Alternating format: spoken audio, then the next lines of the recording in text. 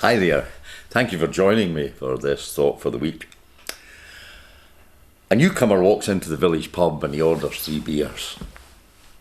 He then drinks them quickly, quietly, sitting alone.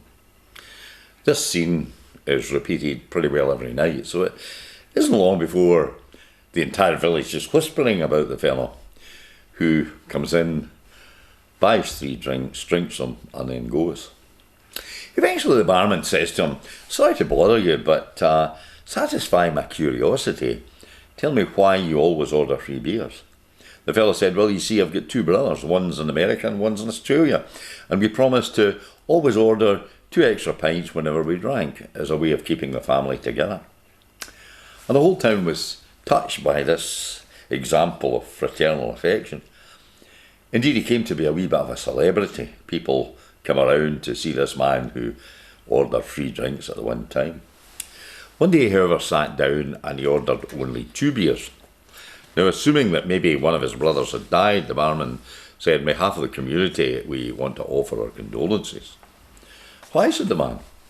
The barman said, "Well, you ordered 2 beers. I thought maybe one of your brothers had passed on." "No," he says, "my 2 brothers are alive and well. It's just that I myself have decided to give up drinking for Lent." I hope you get it. Some people are really into making big sacrifices at the time of Lent. And in case you don't know it, this is the first Sunday in Lent. I don't know if any of you are giving anything up. I did hear one fellow who said he was giving up something. That's what it was. He says, "I'm giving up making New Year resolutions." Of course, all of this wouldn't be necessary if Eve hadn't listened to the serpent. Beware of talking snakes.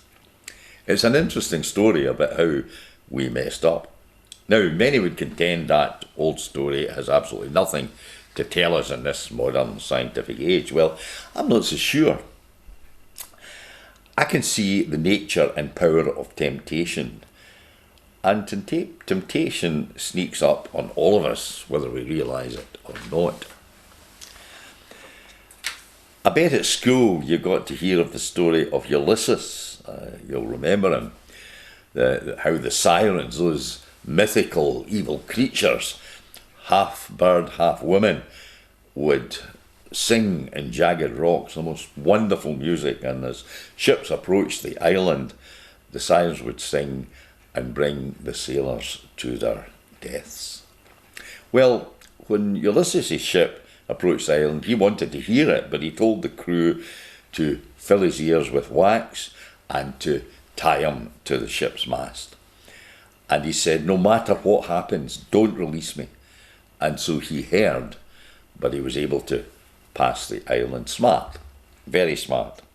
All of us are weak at different places, and there are things that we should do to avoid temptation.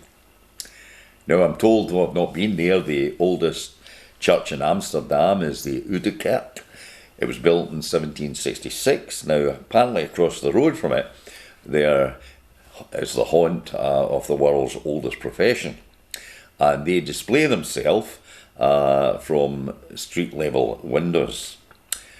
And so for nearly 600 years, Amsterdam's red light district has been surrounded by the oldest testament of faith, the Kerk.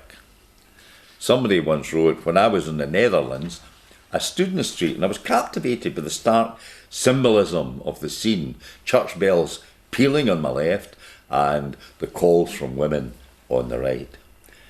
And he said, "I glanced in the direction of the voices, but my eyes didn't linger. I could see beyond the illusion to the road beyond, a road to a ruined life." And he said, "At that point, I ran." Now, I'm presuming he was running away from temptation rather than towards it. We all have our weakness. The best thing we can do is not to put ourselves to the test. Someone once said, "Strength is the ability to break a chocolate bar into 4 pieces with your bare hands and then eat only one of the pieces." But most of us are not that strong. Yes, Lent starts today, and many will give up something. But Lent is also a journey that ends at the cross, where there's forgiveness for all.